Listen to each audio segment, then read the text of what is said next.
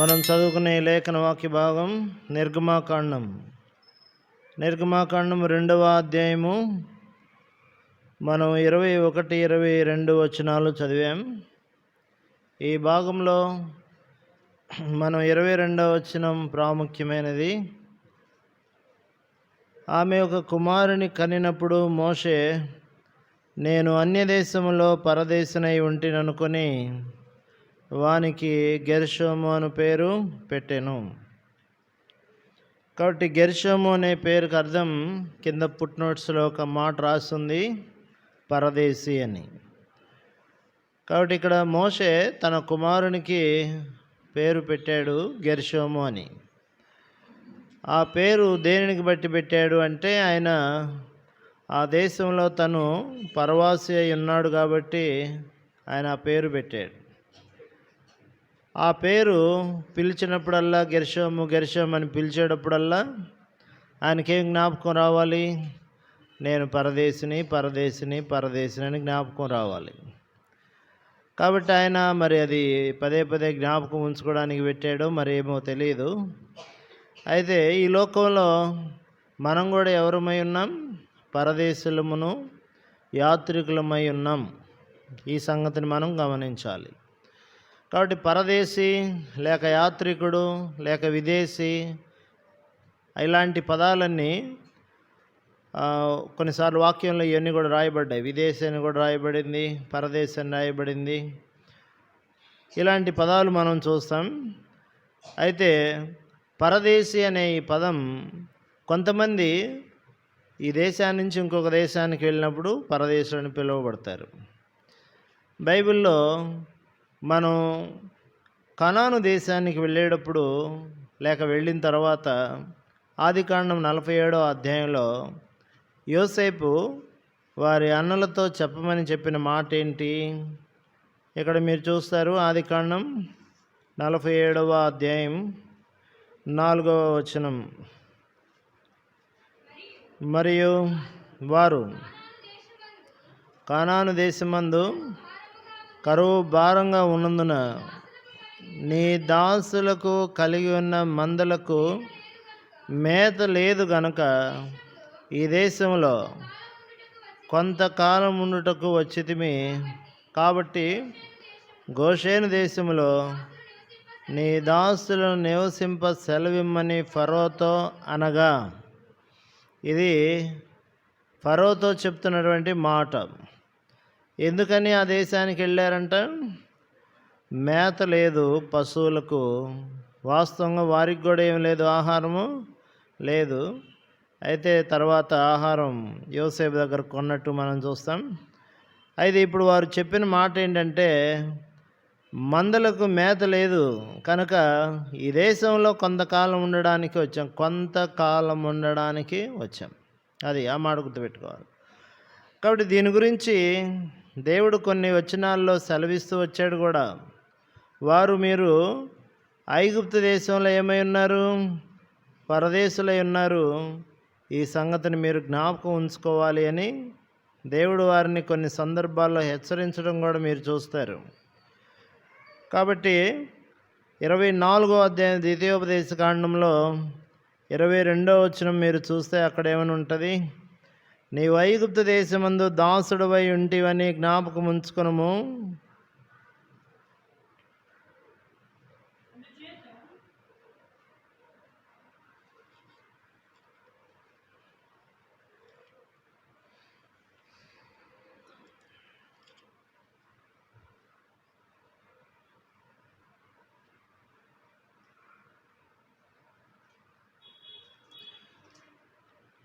ద్వితీయోపదేశకాండం 10వ అధ్యాయం 19వ వచనం. ద్వితీయోపదేశకాండం 10వ అధ్యాయం 19వ వచనం. మీరు ఐగుప్తు దేశంలో పరదేశులై ఉంటిరి కనుక. ఇక్కడ ఐగుప్తు దేశంలో మీరు ఏమై ఉన్నారు? పరదేశులై ఉంటిరి. అక్కడ కొంతకాలం మేము ఉంటాము అని చెప్పిన మాట దేవుడు వాక్యంలో ఏం రాసించాడంటే, మీరు ఆ దేశంలో ఎవరై ఉన్నారు? పరదేశులై ఉన్నారు, కొంతకాలం ఉన్నారు. కాబట్టి ఈ మాట మనకు జ్ఞాపకం చేస్తుంది. కాబట్టి ఆహారం కొరకు వెళ్ళి పరదేశులుగా నివసించిన వారు ఉన్నారు. ఆహారం కొరకు వెళ్ళి వాళ్ళు పరదేశులుగా జీవించారు. అలాగనే అబ్రహాం కూడా కరువు వచ్చినప్పుడు కొంతకాలం ఐగుప్తు దేశానికి వెళ్ళాడు. ఆ సంగతి మీకు తెలుసు. మనం ఆ సంగతులు చూడగలుగుతాం. ఆది కాండంలోనే మనం 12వ అధ్యాయంలో చూడవచ్చు ఆ సంగతులు. అవన్నీ మీరు తర్వాత చూడండి. కాబట్టి పరదేశి అంటే ఎవరు అంటే, కరువు వచ్చినప్పుడు ఆ దేశానికి వెళ్ళి ఆహారం కొరకు కొంతకాలం ఉన్నవాడు పరదేశి. కొంతమంది పనులకు వెళ్తారు వేరే దేశాలకి. అక్కడికి వెళ్ళి ఆ పనులు చూసుకొని సంపాదించుకొని మళ్ళీ స్వదేశానికి తిరిగి మళ్ళీ వాళ్ళు వచ్చేటట్లుగా చూస్తాం మనం. అయితే కొంతమంది అమ్మబడి పరదేశులు అవుతారు. కొంతమంది ఏమవుతున్నారు? అమ్మబడి వారు పరదేశులుగా జీవిస్తారు. కాబట్టి వారు ఒక దేశం నుండి ఇంకో దేశానికి అమ్మబడతారు. కాబట్టి వాళ్ళు దాసులుగా ఉంటారు. వాళ్ళు ఏమై ఉంటారు చెప్పండి? దాసులు అనే మాట మనం చూడవచ్చు. దాసులుగా అమ్మబడి కూడా ఒక దేశంలో వారు పరదేశులై ఉండొచ్చు అనేది మనం చూస్తాం. యోసేపు అమ్మబడ్డాడు. తర్వాత పరదేశులు అంటే ఎవరు అనేది మనం చూస్తే వాక్యంలో నుండి కొరింథీయులకు రాసినటువంటి మొదటి పత్రికలో ఇంకొక అర్థం అక్కడ మనకు గోచరిస్తుంది. కొరింథీయులకు రాసినటువంటి మొదటి పత్రిక 1 కొరింథీ 14వ అధ్యాయం 11వ వచనం. 14వ అధ్యాయం 11వ వచనం. మాటల అర్థం నాకు తెలియకుండా ఎడల మాట్లాడేవానికి నేను పరదేశినిగా ఉండును, మాట్లాడువాడు నాకు పరదేశిగా ఉండును. కమ్యూనికేషన్ కట్ అయినప్పుడు మన దేశమైనా ఇంకొక దేశమైనా అర్థం కాకపోతే మనకు వాళ్ళు ఎట్టుంటారు, మనం వాళ్ళకి ఎట్టుంటామో ఇక్కడ రాసి ఉంది. అంతేనా? ఏందంటే అది పరదేశులు అనే పదాన్ని మీరు చూస్తారు. కాబట్టి ఒకటి కరువుకు వెళ్ళి కరువుకు తట్టుకోలేక ఆహారం కోసం వెళ్ళి పరదేశులు అయ్యారు. కొంతమంది దాసత్వంలో అమ్మబడి దాసులుగా అయిపోయి వారు పరదేశులయ్యారు. కొంతమంది వారి జీవితంలో కమ్యూనికేషన్ కట్ అయితే వాళ్ళు కూడా ఆ దేశంలో పరదేశులు కాదని బతకాల్సి ఉంటుంది. ఇవన్నీ మనం ఈ 3 అర్థాలు మనం చూడవచ్చు. అయితే ఇప్పుడు మనం భూమి మీద ఎవరు చెప్పండి? పరదేశులమే ఉన్నాం.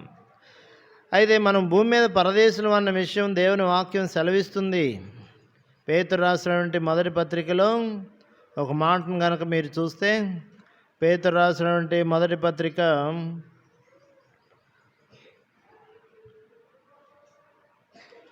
2వ అధ్యాయం 11వ వచనం. ప్రియులారా, మీరు పరదేశులను, చాలండి ఇక్కడ మీరు పరదేశులు యాత్రికులునై ఉన్నారు గనక అనే మాట చూస్తాం. మనం ఎవరు అని చెప్తుంది వాక్యం? పరదేశులం అని చెప్తుంది. నేను ఇందాక చదివించేటప్పుడు రూతు గ్రంథాన్ని తీసినప్పుడు నేను అక్కడ కూడా రూతు గురించి మాట చదివించాను మీ చేత.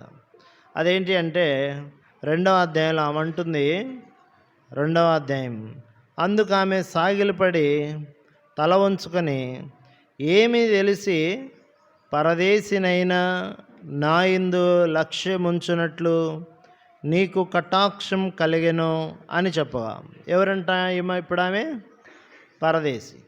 మీరు ఏదైనా ఇశ్రాయేలు ప్రజలు ఇంకొక దేశానికి వెళ్ళి పరదేశులుగా జీవించడం మీరు చూశారు, కానీ మోయాబు నుంచి ఇశ్రాయేల్ దేశానికి వచ్చి పరదేశిగా నివసిస్తున్న ఈ రూతుని ఇక్కడ మీరు చూస్తారు.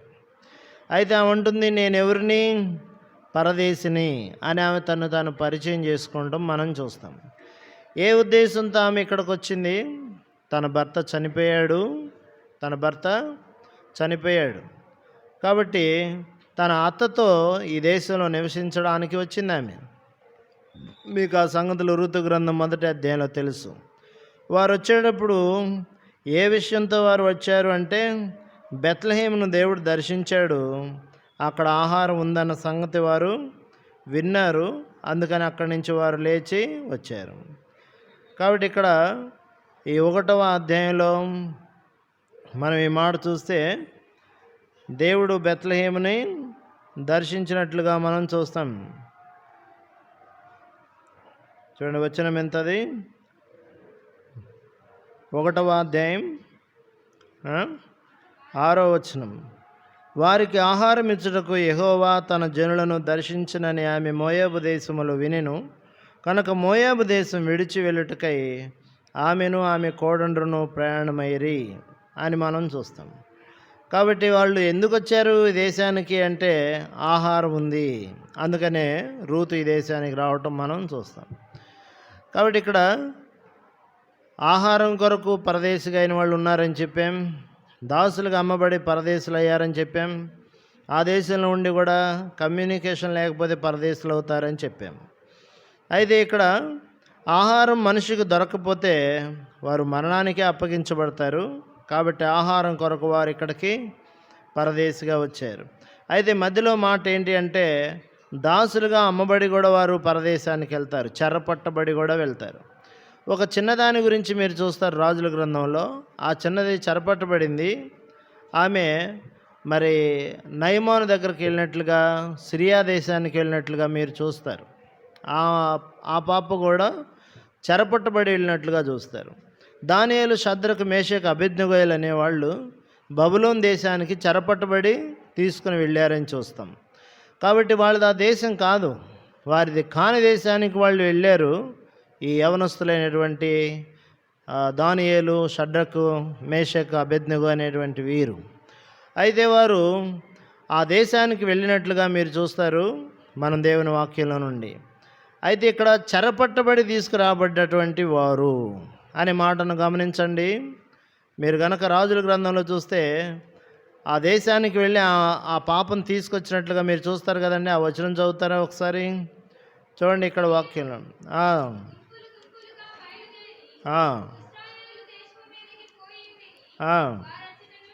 రాజుల 2వ గ్రంథం ఇక్కడ చూడండి 5వ అధ్యాయం ఇక్కడ 2వ వచనం చదువుతున్నారు. వారచ్చటి నుండి చెరగొని తేగ, పదాన్ని చూడాలి, చిన్నదాన్ని చెరకొని తేగ, అది నయమాను భార్యకు పరిచారము చేయుచుండే. కాబట్టి ఆమెను చెరపట్టి తీసుకొచ్చారు అనే మాట మీరు చూస్తారు. ఈ లోకంలో కూడా మానవుడు దుష్టుడైనటువంటి అపవాది చేతిలో చెరపట్టబడ్డాడు. మనం తిమోతికి రాసిన 2వ పత్రిక 2వ అధ్యాయం 24వ వచనంలో చెరపట్టడాన్ని గురించి రాసి ఉంది. అక్కడ తిమోతికి రాసిన 2వ పత్రిక 2వ అధ్యాయం 24వ వచనం. సత్యం విషయమైన అనుభవ జ్ఞానం వారికి కలుగుటకై దేవుడు ఒకవేళ చదువుమా అందువలన సాతాను తన ఇష్టం చొప్పున చెరపట్టిన వీరు. కాబట్టి సాతాను తన ఇష్టం చొప్పున చెరపట్టిన వీరు. మానవుడు ఈ లోకంలో కూడా చెరపట్టబడి ఉన్నాడు, పాపానికి దాసుడయ్యాడు. మనం పోయిన వారం అంతకుముందు చూసినట్లున్నాం అమ్మబడిన స్థితి గురించి. కాబట్టి చెరపట్టబడ్డాం, సాతాను యొక్క చేతిలో వాని ఇష్టాన్ని నెరవేరుస్తున్నాం, పాపానికి మనం అమ్మబడ్డాం. ఇది మన దౌర్భాగ్యమైనటువంటి స్థితి. కాబట్టి మనం ఈ భూమి మీద పరదేశులం, యాత్రికులం అయ్యాం. కానీ ఎవరి చేతిలో చెరపట్టబడి ఉన్నాం? అపవాది చేతిలో ఏమై ఉన్నాం? మనం చెరపట్టబడి ఉన్నాం, వానికి దాసులుగా మనం జీవిస్తున్నాం. యోహాను సువార్త 8వ అధ్యాయంలో 34వ వచనంలో మీరు చూస్తే అక్కడ ఈ మాట చూస్తారు. అందుకు యేసు, పాపము చేయు ప్రతివాడు పాపమునకు దాసుడు. కాబట్టి మనం అందరం ఎవరిని చెప్పండి? పాపమునకు ఏమై ఉన్నాం? దాసులం అయిపోయి ఉన్నాం. ఐగుప్తు దేశంలో ఇశ్రాయేలు దాసులుగా ఉన్నారు, చాలా కాలం పరదేశులుగా వారు జీవించారు. రోమీయులకు రాసిన పత్రిక 6వ అధ్యాయంలో ఇక్కడ మీరు ఒక మాట చూస్తారు. రోమీయులకు రాసిన పత్రిక 6వ అధ్యాయం 17వ వచనం. పాపమునకు మీరు దాసులై ఉంటిరి. చాలండి, పాపమునకు ఏమై ఉన్నారు? మీరు దాసులై ఉన్నారు. రోమాపత్రిక 7వ అధ్యాయం ఇక్కడ 14వ వచనం, పాపమునకు అమ్మబడిపోయి ఉన్నాం. కాబట్టి పాపమునకు అమ్మబడి పాపానికి దాసులం అయిపోయాం. కాబట్టి ఈ దేశంలో మనం ఎవరమి అంటే పరదేశులం, యాత్రికులం. అయితే ఈ లోకంలో చిక్కుకుపోయాం. అందుకనే తిమోతికి రాసినటువంటి పత్రికలో కనుక మీరు చూస్తే అక్కడ రాయబడింది ఒక మాట. తిమోతికి రాసినటువంటి పత్రిక 2వ తిమోతి 2వ అధ్యాయం 4వ వచనం. సైనికుడు ఎవడును యుద్ధమునకు పోవునప్పుడు తన్ను దండులో చేర్చుకుని వారిని సంతోషపెట్టబడని ఈ జీవన వ్యాపారంలో చిక్కుకొనడు, చెరపట్టబడడు అని చెప్పచ్చు. చిక్కుకొనడు. కానీ మనం ఇక్కడ చిక్కుకుపోయాం, చెరపట్టబడ్డాం. పాపం యొక్క కబంధ హస్తాల్లో మనం బంధించబడ్డాం. కాబట్టి మనం గొప్ప చిక్కుల్లో ఉన్నాం. మన జీవితం అలాగా సాతాను యొక్క కబంధ హస్తాల్లో బంధించబడింది. బైబిల్లో మీరు చూస్తారు, సైన్యాన్ని లెక్కేసినప్పుడు దావీదు అన్నాడు, నేను ఇప్పుడు గొప్ప చిక్కుల్లో చిక్కుకొని ఉన్నానని ఆయన చెప్పాడు. అయితే పాపము మానవుడిని ఏం చేస్తుంది? చిక్కించుకుంటుంది. మీరు ఎప్పుడైనా సాలిపురుగు గూడుని చూస్తారు. సాలిపురుగు గూడు తెలుసు కదా మీకు. అందులో గనక ఎగురుకుంటా ఒక ఏగ్ గనక వెళ్తే వాటి ఏమంటారు, టెంటిల్స్, అవి వాటిల్లో ఇరుక్కుపోతుంది. అది ఆ సాలిపురుగు చక్కగా దగ్గరకు వచ్చి దాన్ని తినేస్తుంది. మీరు గమనించి ఉంటారు, బాత్రూంలో ఉంటాయి. దోమలు కూడా ఎప్పుడన్నా గబక్కన ఎగురుతూ అందులో పడతాయి. నేను చూస్తాను అప్పుడప్పుడు.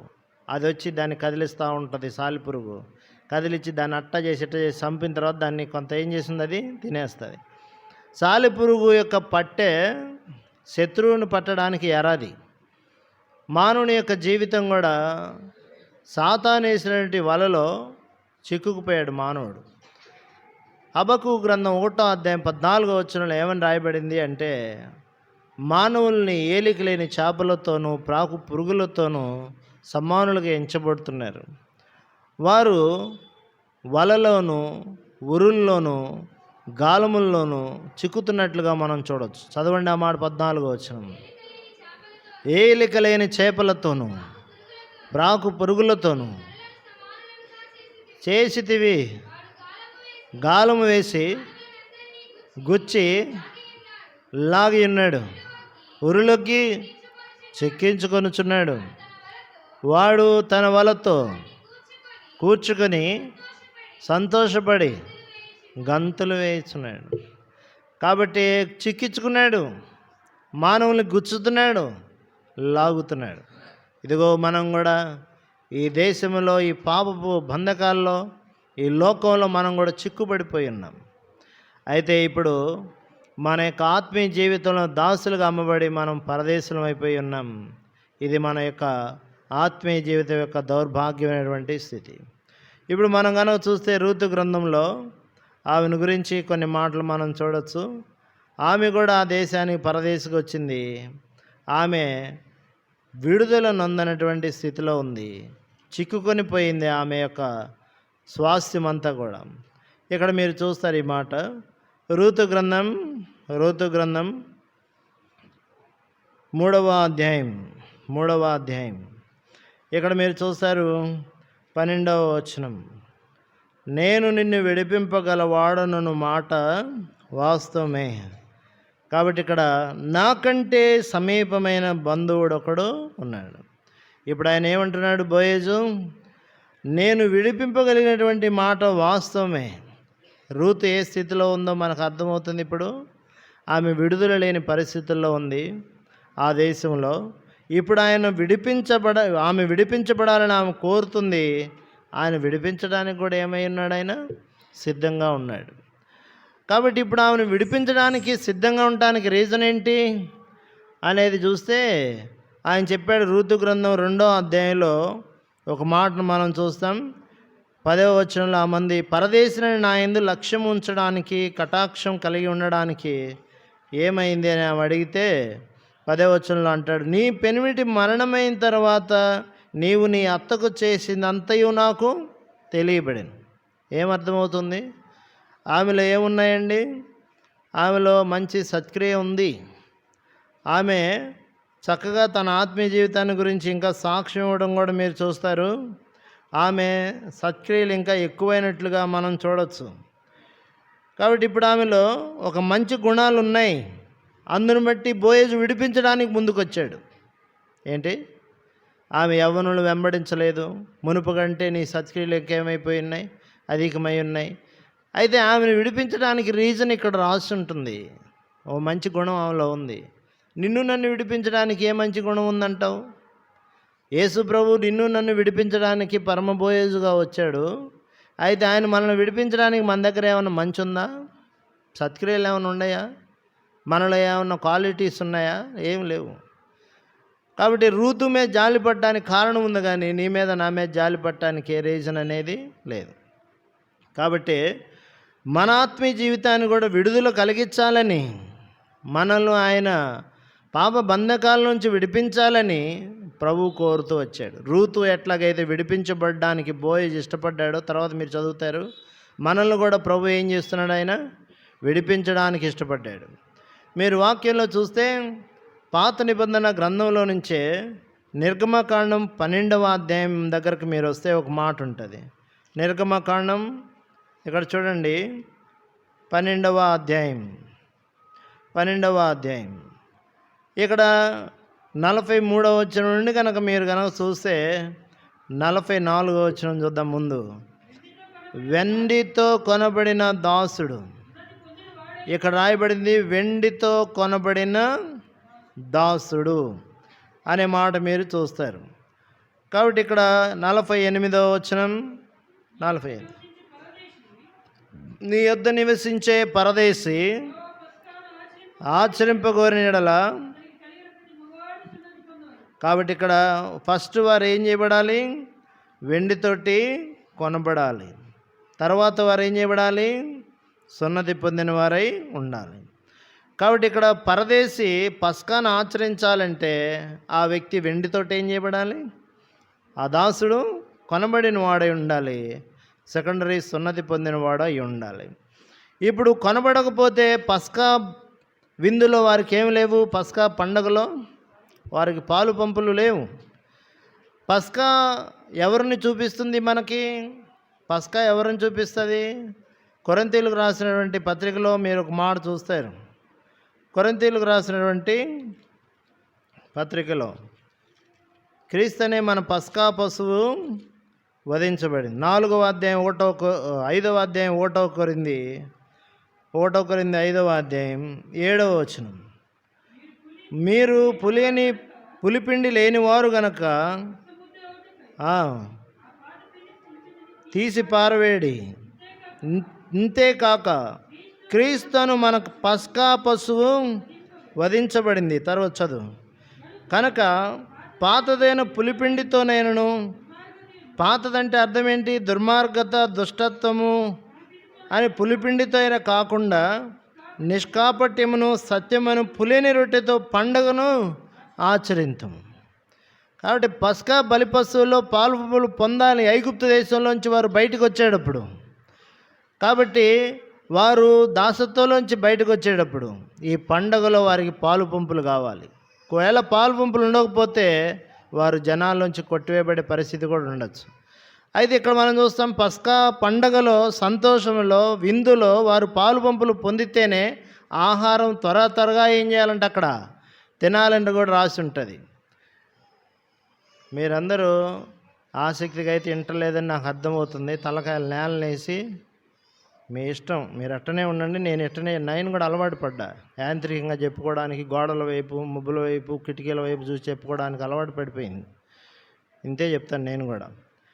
రెఫరెన్సులు చూడరు, ఏమి చూడరు, బైబిల్ తిప్పరు. కాబట్టి ఇక్కడ ఏం రాయబడిందంటే, కొరింథీయులకు రాసినటువంటి మొదటి పత్రికలో 5వ అధ్యాయంలో యేసుక్రీస్తు ఎవరు? పస్కా బలి పశువు. ఈ పండగలో పాలు పంపులు ఉండాలి. ఐగుప్తు దేశం నుంచి బయటకు వచ్చేటువంటి ముందు వారు దాన్ని తినాలి. ఇప్పుడు పండుగను ఆచరించాలి అనే మాట మనం చూస్తాం. ఇంకా రెఫరెన్స్లు ఎక్కువ అవుతాయని నేను కొన్ని కట్ చేస్తున్నాను. కాబట్టి ఇక్కడ మీరు చూడండి, అన్యుడెవడైనా సరే పస్కా బలి పశువుల్లో పాలు పొందడానికి, ఆ పండుగను ఆచరించడానికి వీలుందంటారా? చూడండి, నిర్గమకాండం 12వ అధ్యాయం, అక్కడ ఈ మాట మీరు చూస్తారు. నిర్గమకాండం 12వ అధ్యాయం, ఇక్కడ చూడండి 45వ వచనం, పరదేశి కూలికి వచ్చిన దాసుడు దాన్ని తినకూడదు. ఏమన్నారు? పరదేశి కూలికి వచ్చిన దాసుడు దాన్ని ఏం చేయకూడదు? తినకూడదు. అయితే వారు కొనబడిన వారు కనుకైతే తినవచ్చు. 49వ వచనం, దేశస్థునికిని మీలో నివసించు పరదేశికిని దీని గురించి ఒక్కటే విధి ఉంది. కాబట్టి ఎవరైనా సరే కొనబడాలి. ఇది ప్రాముఖ్యమైన విషయం. కాబట్టి మనం కొనబడ్డాం. ఈరోజు వెండితోటి అక్కడ కొనబడటం మీరు చూస్తే, ఈరోజు యేసు రక్తంతో మనం ఏం చేయబడ్డాం? కొనబట్టుగట్టుగా మనం వాక్యంలో చూస్తాం. కాబట్టి చాలా సందర్భాల్లో ఈ మాటలు మీరు చూస్తారు. పాప దాసత్వానికి లోనైనటువంటి మానవుణ్ణి తన రక్తము చేత ఆయన కొన్నాడు. ప్రకటన గ్రంథం 5వ అధ్యాయం 9 నుండి మీరు కనుక చూస్తే అక్కడ ఈ మాట రాసింది. ఆ పెద్దలు, నీవు ఆ గ్రంథమును తీసుకొని దాని ముద్రలను విప్పుటకు యోగ్యుడవు.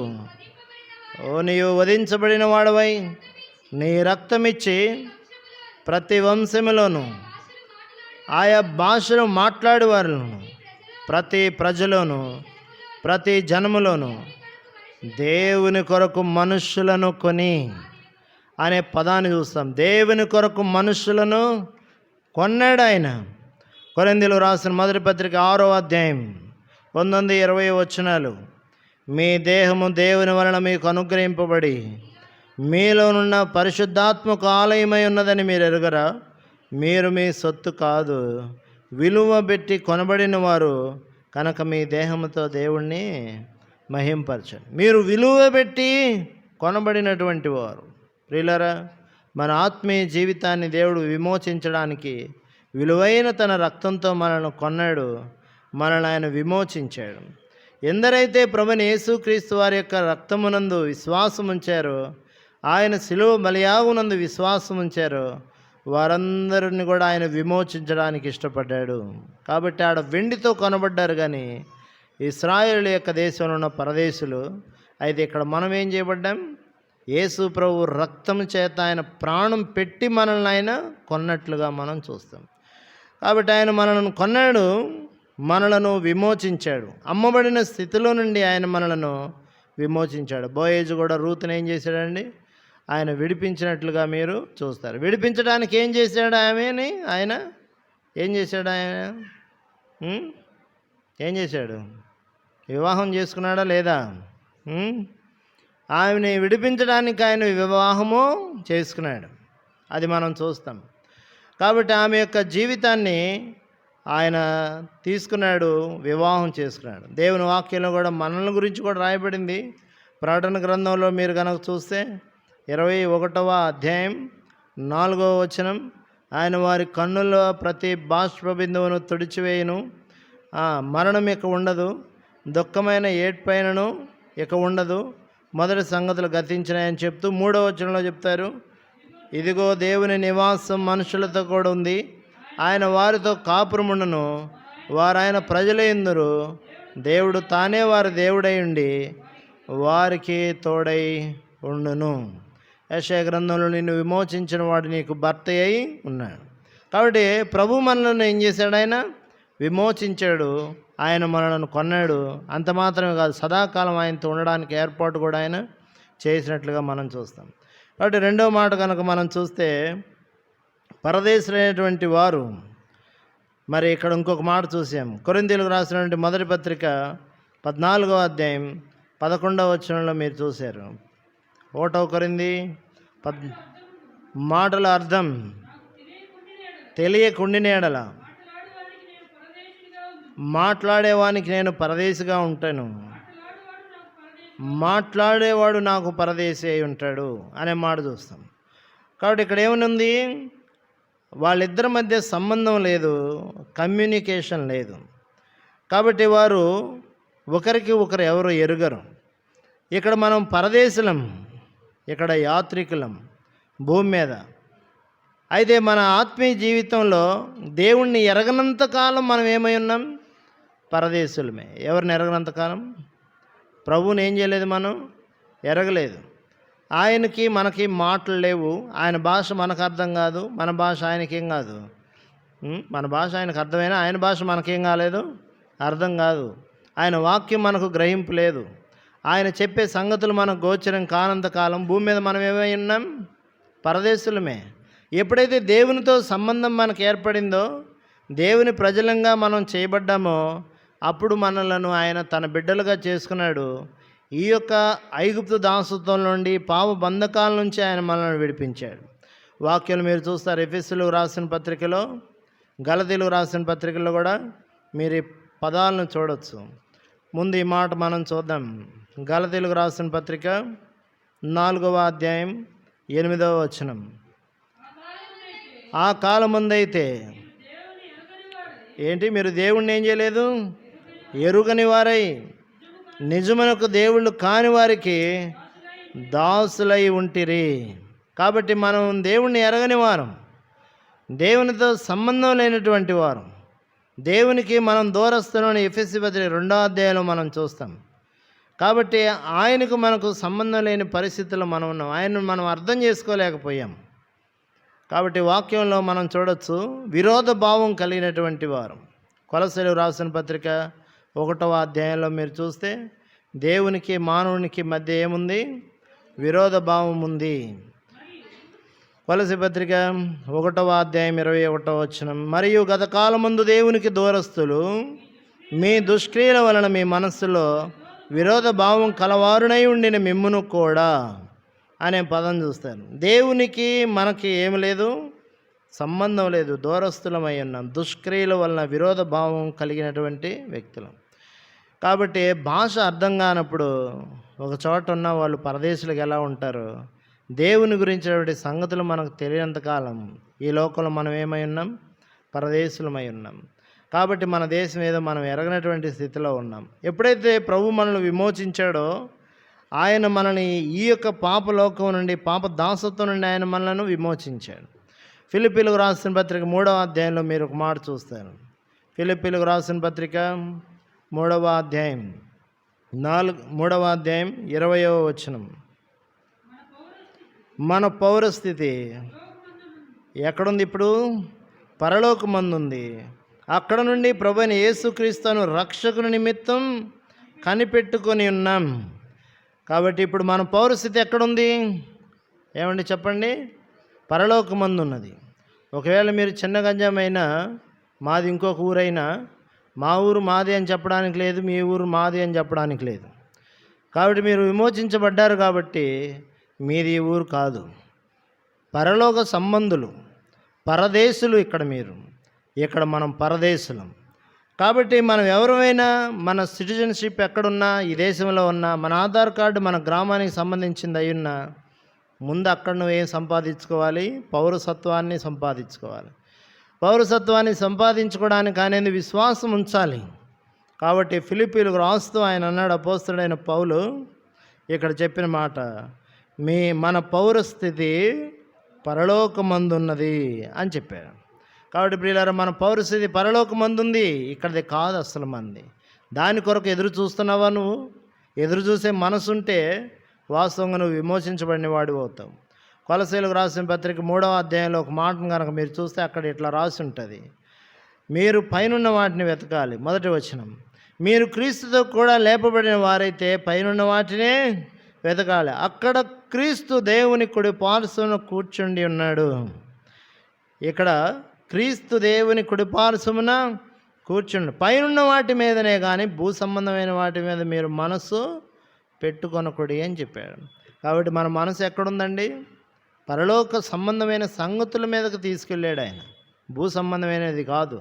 ఏదైనా ఒక ఊరు వెళ్తే మరి పచ్చాకు పనులకు వెళ్తుంటారు అప్పుడప్పుడు ప్రజలు, వాళ్ళు వెళ్ళి ఆడ పని చేసుకునేప్పుడు వాళ్ళ ఊరు వాళ్ళ జ్ఞాపకం ఉంటుందా లేదా, ఉంటుందా? వాళ్ళ ఊరికి వాళ్ళు వెళ్ళాలని ఎప్పుడెప్పుడు వెళ్దామా, కొట్లు ఎప్పుడైపోతాయా, రోజులు ఎప్పుడైపోతాయా, మన దేశానికి మనం వెళ్ళిపోదామని ఎదురెదురు చూస్తూ ఉంటారు. వాళ్ళు సంతోషంగా తిరిగి ఆ దేశానికి వస్తారు. ఈ లోకంలో జీవిస్తున్నావే, విమోచించబడ్డానని చెప్పుకుంటున్నాం, మనం ఏడు సంగతుల మీద దృష్టి పెట్టామా, పర సంబంధమైన సంగతుల మీద దృష్టి పెట్టావా, పరదేశిగానే ఉన్నావా, లేదా స్వదేశం కొరకు ఎదురు చూస్తున్నావా అని. దేవుడు ఈ లోకంలో మనలను అనాథులుగా విడవనని చెప్పాడు కదా. ఆయన ఎలాగ విడవనన్నాడు? ఆయన కొరకు నువ్వేం చేయాలి మరి? ఇప్పుడు ఎదురు చూడాలి. యోహాను సువార్తలో ఆయన చెప్పిన ఒక చక్కని పదం ఏంటిది అక్కడ చూడండి, అక్కడ ఏమని ఉన్నది అంటే, నేను మిమ్మల్ని అనాథులుగా విడవను. 14వ అధ్యాయం అండి, 14వ అధ్యాయం వచనం ఎంత? అది 18వ వచనం. మిమ్మల్ని అనాథులు విడువను, మీ యొద్దకు వత్తును, కొంతకాలమైన తర్వాత లోకమని నన్ను ఎన్నడూ చూడ. అయితే మీరు నన్ను చూతురు. ఉందా ఈ నిరీక్షణ? పరదేశి అయి ఉంటే ఈ లోక సంబంధమైన చెత్త మీద కాక ఆయన కొరకు ఏం చేయాలంట ఆ వ్యక్తి కనిపెడతాడు. ఈరోజు అలా కనిపెట్టే మనసు ఇచ్చుంటే వాస్తవం ఈ దేశం మంది కాదు, ఇక ఈ లోకం మంది కాదు, ఇక పోవలసినటువంటి దేశం మీద మన దృష్టిని కేంద్రీకరించే వ్యక్తులుగా చేశాడు దేవుడు. అందుకై ఇది పరదేశం. మన స్వదేశం కోసం మనం ఏం చేయాలి? మనం ఎదురు చూడాలి. హెబ్రీయులకు రాసిన పత్రికలో అయితే ఒక మాటను మీరు చూస్తారు. 11వ అధ్యాయాన్ని కనుక మీరు గమనించినట్లయితే అక్కడ ఈ పదం రాయబడి ఉంటుంది. చూడండి, 38వ వచనం. గొర్రె చర్మములను మేక చర్మములు వేసుకొని దరిద్రులై ఉండి శ్రమపడి హింస పొందుచు అడవులలోనూ కొండల మీదను గుహలలోనూ సరంగములలోనూ తిరుగులాడుచు సంచరించరు. అట్టివారికి ఈ లోకం యోగ్యమైనది ఏంటి? అట్టివారికి ఈ లోకం ఏం కాదు, యోగ్యమైనది కాదు. వీరందరూ తమ విశ్వాసం ద్వారా సాక్ష్యం పొందిన వారైనను మనం లేకుండా సంపూర్ణులు కాకుండా నిమిత్తం దేవుడు మన కొరకు మరి శ్రేష్టమైన దానిని ముందుగా సిద్ధపరిచెను కనుక మీరు వాగ్దాన ఫలమును అనుభవింపలేదు అని రాశారు. కాబట్టి ఇప్పుడు మనం ఈ లోకము విమోచించబడిన వారికి యోగ్యమైంది కాదు, యోగ్యమైంది ఇంకో చాట దేవుడు ఏం చేశాడు? సిద్ధం చేశాడు. దాని కొరకు ఎదురు చూసే వ్యక్తులుగా దేవుడు చేశాడు. హెబ్రీయులకు రాసిన పత్రిక 11వ అధ్యాయం 13వ వచనం. వీరందరూ ఆ వాగ్దానముల ఫలం అనుభవింపకపోయినను దూరము నుండి చూచి వందనము చేసి తాము భూమి మీద పరదేశులమును యాత్రికులమై ఉన్నామని ఒప్పుకొని విశ్వాసం గలవారై మృతి పొందిరి. ఇలాగున చెప్పువారు తమ స్వదేశమును వెదుకుచున్నారు. స్వదేశమును వెదుకుచున్నామని విసిదపరుచుచున్నారు కాదా? ఏ దేశము నుండి వారు వచ్చారో ఆ దేశమును జ్ఞాపకం ఉంచుకున్న ఎడల మరలా వెళ్ళటకు వారికి వీలు కలిగి ఉంటుంది. అయితే వారు మరి శ్రేష్టమైన దేశమును అనగా పరలోక సంబంధమైన దేశమును కోరుచున్నారు. అందుచేత తాను వారి దేవుడిని అనిపించుకున్నటకు దేవుడు వారిని గూర్చి సిగ్గుపడడు. ఏలయనగా ఆయన వారి కొరకు ఒక పట్టణము సిద్ధపరిచున్నాడు. తెలుసా ఈ సంగతి నీకు? విమోచించబడ్డావు కదా, మనసు పెట్టావా దాని మీద? ఇంకా దేని మీద మనసు పెట్టావా? విమోచించబడవైన వ్యక్తి పైనున్న వాటి మీదే గురి పెట్టాలి. ఈడ చిక్కుకోకుండా ఉండాలి. చిక్కుకున్న నిన్ను విమోచించాడు, మళ్ళీ చిక్కుకుంటున్నావా ఏంటి ఈ లోకంలో? లేదు. కాబట్టి మనల్ని విమోచించాడు, మనం దాని మీద ఏం పెట్టాలి? దృష్టి పెట్టాలి. కాబట్టి బైబిల్లో రాసింది, విశ్వాసమును కర్త దాన్ని కొనసాగించువాడని యేసు వైపు. హెబ్రీ పత్రిక 12వ అధ్యాయం. హెబ్రీ పత్రిక 12వ అధ్యాయంలో ఈ పదాన్ని మీరు చూస్తారు. 2వ వచనంలో మధ్యలో చదువుతున్నాను. సులువుగా చిక్కులు పెట్టు పాపం విడిచిపెట్టి. సులువుగా చిక్కులు పెట్టు పాపమును విడిచిపెట్టి. తర్వాత ప్రతి భారమును కూడా విడిచిపెట్టానని పైన ఉంటుంది. ప్రతి భారమును సులువుగా చిక్కులు పెట్టు పాపమును విడిచిపెట్టి. ఎందుకు భారం మనకి? ఎందుకు భారం అండి? దేవుడు ఇస్తే ఉంటాం, లేకపోతే పోతాం. బైబిల్లో రాయబడింది ఏంటి? యెహోవా ఇచ్చిన యెహోవాయే తీసుకున్నాడు, ఆయనకే మహిమ చెల్లునుగాక. బైబిల్లో రాయబడింది ఏంటంటే, ఏది నీది నాది కాదు ఈ లోకంలో.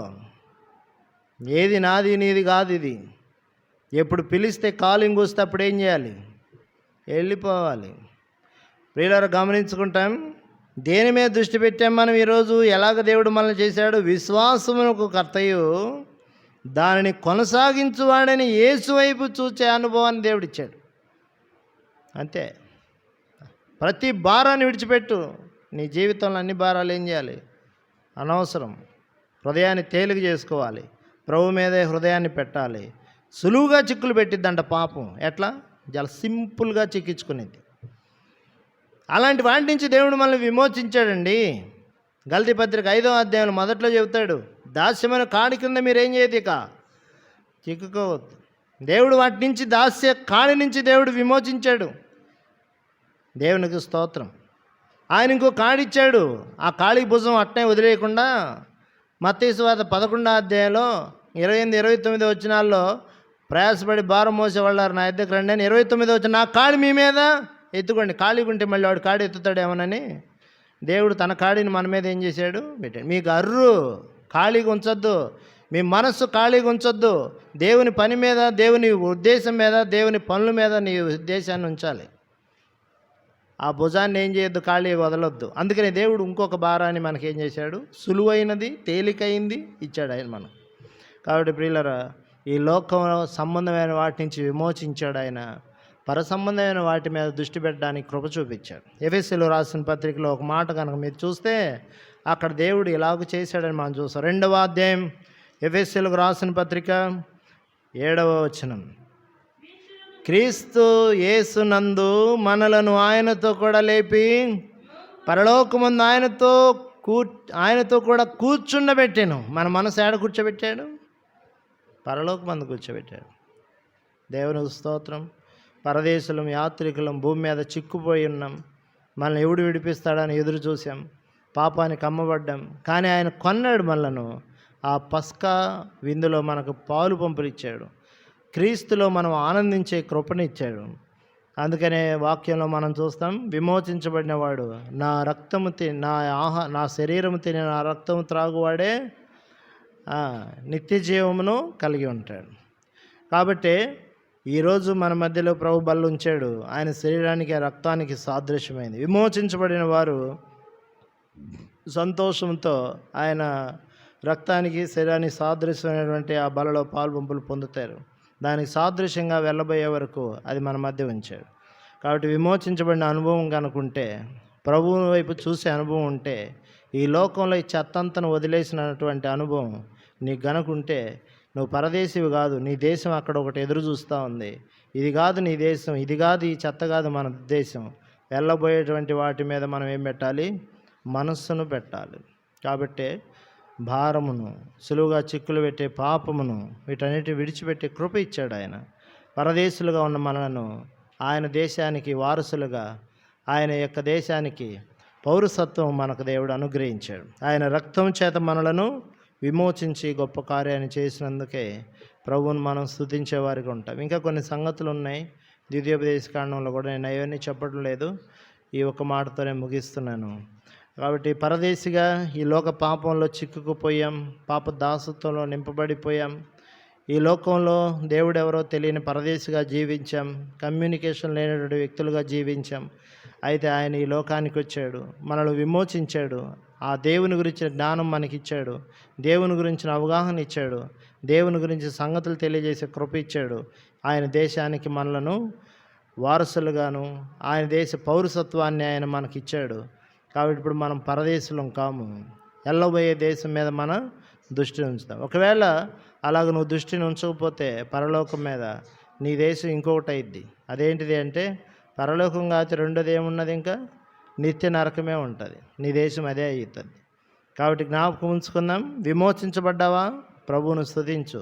ఈ బంధకాల్లోంచి దేవుడు నిన్ను విడుదల అనుగ్రహించాడా, ప్రభువును స్తుతించు. రూతును విమోచించాడు బోయేజు, నిన్ను నన్ను కూడా విమోచించాడు. కాబట్టి రూతు గ్రంథం మీద ఇంకా మనం వెళ్ళట్లేదు, దేవుని వాక్య ధ్యానానికి ఆ ఒక్క మాట తీసుకుంటాం. ఈరోజు దేవుడు చేసిన ఈ కార్యానికే ప్రభువును మనం స్తుతించేవారిగా ఉంటాం. మోకాళ్ళ మీదకి వస్తాం, ప్రభువును మనం ఆరాధిస్తాం. సండే స్కూల్ టీచర్ ఆరాధన చేసి వెళ్తారు, తర్వాత మీరు ఆరాధన చేయాలని మనం చేస్తున్నాం. నేరుగా మనం ఆరాధనలోనికి ప్రవేశిద్దాం.